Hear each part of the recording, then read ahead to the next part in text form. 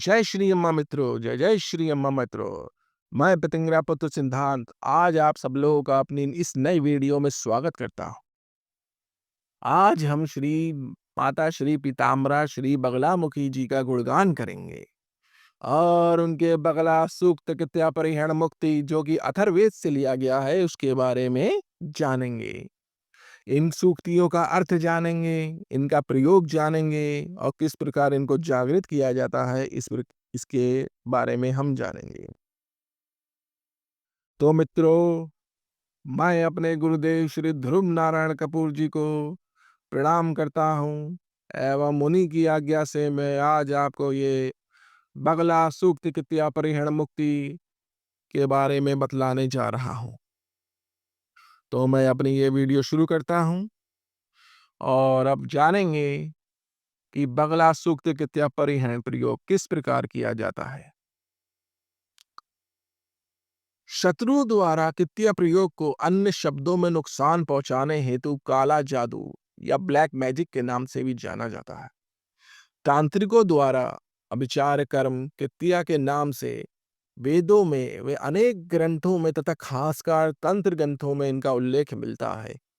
टोने टोटके करने वाले जितने भी साधक जो बड़े से बड़े सियाने औजा भगत भौपातांत्रिक मात्रिकों के द्वारा प्रहार करते समय मछली मुर्गा बकरा भेड़ बतख कौवा आदि की बलि ईष्ट को प्रदान करते हैं, वह अपने देवता को संतुष्ट करके प्रहार करते हैं और यह समाज में अत्यधिक देखा गया है।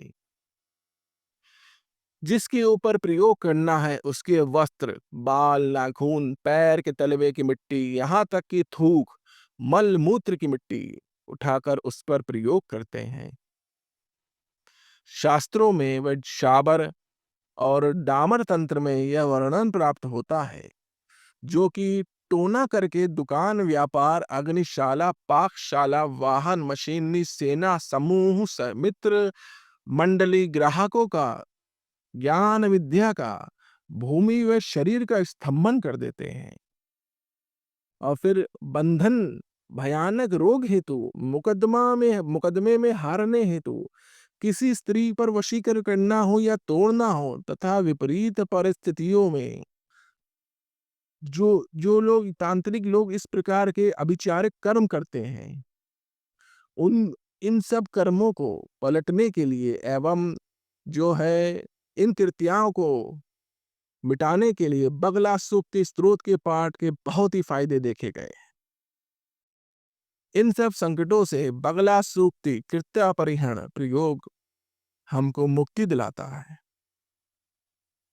पशु व मनुष्य की भी अस्थि चर्म नाखून केश शब्द धान्य अनुष्ठान यज्ञ द्वारा शावर मंत्रों के माध्यम से या देवता को आन कसम देकर तैयार की हुई कृत्या अथवा कुछ तांत्रिक अभिचार द्वारा खिलाए गए कृत्या का शमन भी इस बगला सूक्त कृत्या परिहरण से आसानी से शमन हो जाता है। कुछ एक साधक दुर्गा सप्तशती के हर एक अध्याय के बाद बगला सूक्ति पाठ करना अति शुभ मानते हैं।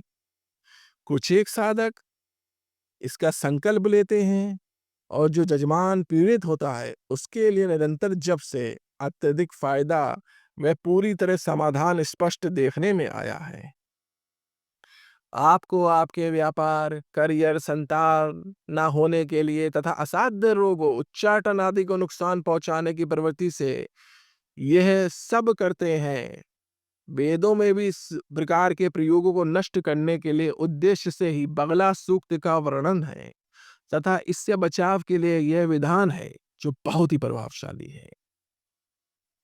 अब मैं आपको बगला सूक्त के परिहरण विधान बताऊंगा किस प्रकार हम इस मंत्र को इस सूक्ति के पाठों को जागृत करें और फिर किस प्रकार हम इसका प्रयोग कर सकते हैं कृत्या को वापस करने में। सर्वप्रथम हम इन इन सूक्तियों को जागृत करेंगे तो इसके लिए हम सर्वप्रथम संकल्प लेंगे। अब हम संकल्प लेंगे। संकल्प इस प्रकार है। ओम तत्सग अपना नाम बोलेंगे। सिद्ध द्वारा सर्वभीष्ट सिद्ध्यर्थे पर प्रयोग सर्व मंत्र तंत्र यंत्र टोना टुटका कृत्य विनाशार्थे सर्व दुष्ट ग्रह बाधा निवारणार्थे सर्प उपद्रव शमनार्थे श्री भगवती पीताम्बराया बगला सूक्त है 11 सहस्त्र पाठ है अहम कुर्वे। अब ये जल हम पृथ्वी पर छोड़ देंगे। अगर हमें किसी यजमान के लिए अगर संकल्प लेना हो तो इस प्रकार लेंगे। ओम तत्सग अपना नाम बोलेंगे। सिद्धि द्वारा मम यजमानस्य जो भी यजमान हो उसका नाम बोलेंगे। सर्वाभीष्ट सिद्ध्यर्थे पर प्रयोग सर्व मंत्र तंत्र यंत्र टोना टुटका कृत्य विनाशार्थे सर्व दुष्ट ग्रह बाधा निवारणार्थे सर्व उपद्रव शमनार्थे श्री भगवती पीताम्बरायाम बगला सूक्त 11 सहस्त्र पाठ अहम कुर्वे। अब हम सर्वप्रथम एक घिया या लौकी लेंगे, यानी कि उस लौकी को इस प्रकार उसमें से 2 आकृतियां निकालेंगे जो मछली के प्रकार की आकृतियां होंगी। उस लौकी से 2 मछलियों के प्रकार की आकृति निकालने के पश्चात हम इन 2 मछलियों को प्राण प्रतिष्ठित करेंगे। उसके बाद प्राण प्रतिष्ठित करने के बाद जब हम ये अनुष्ठान शुरू करेंगे तो उनमें से एक मछली हम माता श्री को अर्पित करेंगे। फिर हम 11,000 सूक्ति की पाठों का जो हमने संकल्प लिया है उसको पूर्ण करने के बाद जो हमने दूसरी मछली जो हमने प्राण प्रतिष्ठित करी है उसको हम जो है माता श्री को अर्पित करेंगे। अब हम जो है जो घिया की मछली लौकी की मछली है इसकी आंखों के स्थान पर एक एक लौंग लगाकर इसकी प्राण प्रतिष्ठा करेंगे।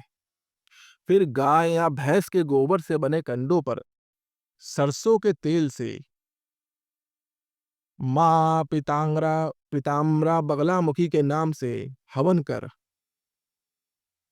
प्रथम घिया मछली भगवती को अर्पित करेंगे। फिर दीपक जलाएंगे। अब जो है इसके बाद हम 11,000 पाठ सूक्ति के करेंगे। 11,000 पाठ सूक्ति के करने के पश्चात द्वितीय मछली को इसी प्रकार से हम हवन में माता श्री को भेंट करेंगे। हवन में मछलियों को भेंट करने से पहले हम सरसों के तेल में इन्हें डिबो देंगे।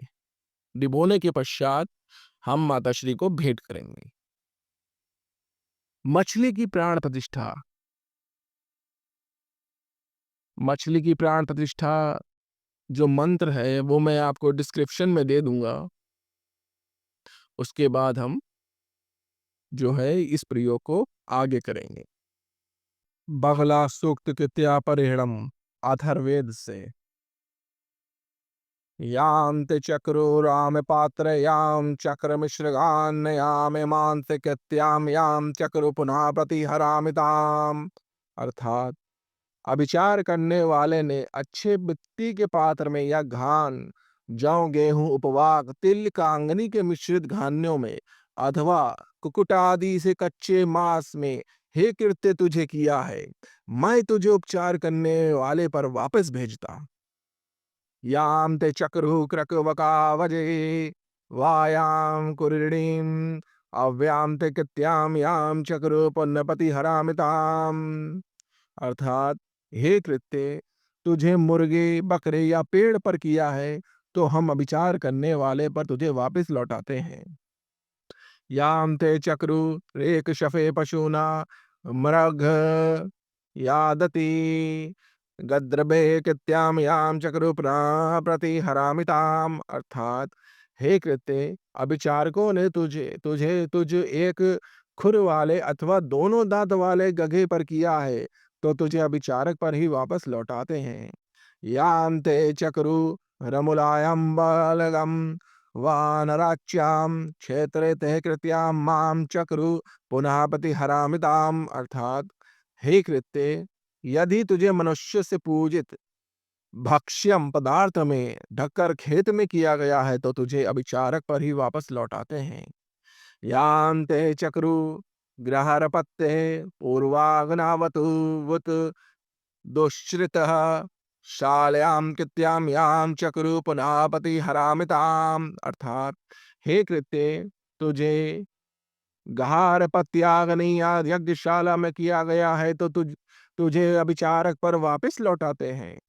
याम ते चक्रु सभायाम याम चक्रु रगिदेवन है अक्षय सुकृत्याम याम चक्रु पुनः पति हरामिताम। अर्थात हे कृत्य, तुझे सभा में या जुए के पाशों में किया गया है तो अभिचारक पर ही वापस लौटाते हैं। याम ते चक्रु सेनायाम याम चक्रु ऋष्वायुगे दुंदुभौ कृत्याम याम चक्रु पुनः पति हरामिताम। अर्थात सेना के बाण अथवा दुंदुभि पर जिस कृत्या को किया है उसे मैं अभिचारक पर वापस लौटाता हूँ। याम ते कृत्याम कुपे अवदगु शमशाने वा निचरन्तु सागने कृत्याम याम चक्रु पुनः प्रति हरामिताम। अर्थात जिस कृत्या को कुएं में डालकर शमशान में गाड़कर अथवा घर में किया है उसे मैं वापस करता हूँ। याम ते चक्रु पुरुषास्ते अग्नो इंक सुके चयाम म्रोकम निद्रा क्रव्यादम पुनः पति हरामिताम। अर्थात पुरुष की हड्डी पर या टिमटिमाती हुई अग्नि पर जिस कृत्य को किया है उसे मांस भक्षी विचारक पर ही पुनः प्रेषित करता हूँ। अपथेना जवारेणा ताम पथेतः प्रहिणमसि अगीरो मर्यागीरेभ्य सह सभाराचित्य। अर्थात जिस अज्ञानी ने कृत्या को कुमार्ग से हम मर्यादित लोगों पर भेजा है, हम उसे उसी मार्ग से उसको वापस प्रेरित करते हैं। यश्रिकारनाशशाक कर्तु शस्त्रे पदा मंगलम चकार भद्र मस्मयम भगो भगवदभ्य। अर्थात जो कृत्या द्वारा हमारे उंगली या पैर को नष्ट करना चाहता है वह अपने इच्छित प्रयास में सफल न हो और हम भाग्यशालियों का वह अमंगल न कर सके। कृत्यहम कृतम वल्गिनम मूलिनम शपथेयम इंद्रहस्तम हंतु महिता वघेनाग्नि विग्रत वस्तया। अर्थात भेद रखने वाले तथा छिपकर गुप्त रूप से कृत्याक्रम करने वाले को इंद्र अपने विशाल शस्त्र से नष्ट कर दे, अग्नि उसे अपनी ज्वालाओं से जला डाले।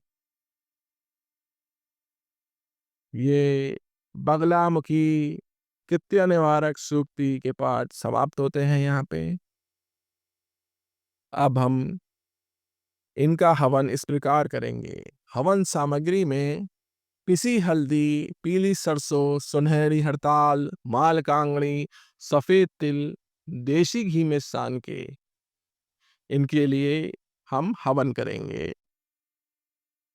108 पाठ की आहुति देंगे प्रत्येक श्लोक के बाद स्वाहा लगाकर। और इससे पहले जब हमारे ये 11,000 पाठ हो जाएं तब हम माता श्री को उसी विधि से जो है तेल में डिबोकर मछली का की भेंट देंगे। माता श्री को लौकी से बनी हुई मछली की भेंट माता श्री को अर्पित करेंगे।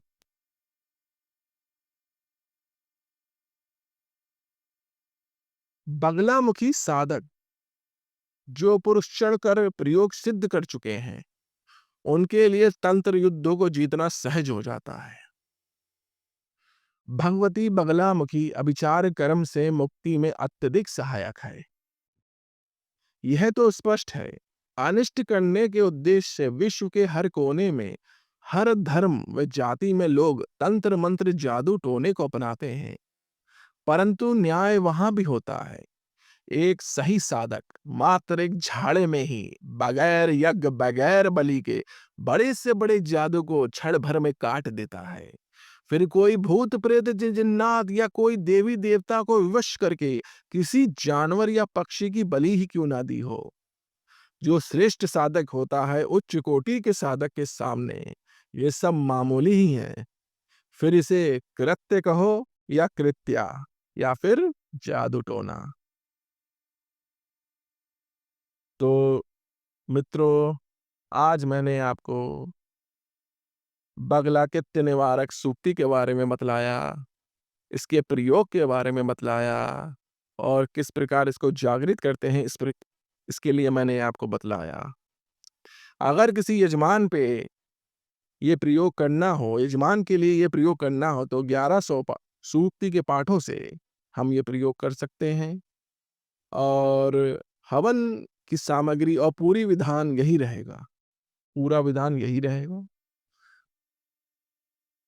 तो अब हम अगली वीडियो में मिलेंगे मित्रों, तब तक के लिए जय श्री अम्मा मित्रों, जय जय श्री अम्मा मित्रों। इस पवित्र यात्रा में हमारे साथ होने के लिए धन्यवाद। शक्ति के एहसास से को भीतर की शक्ति को जगाने दे।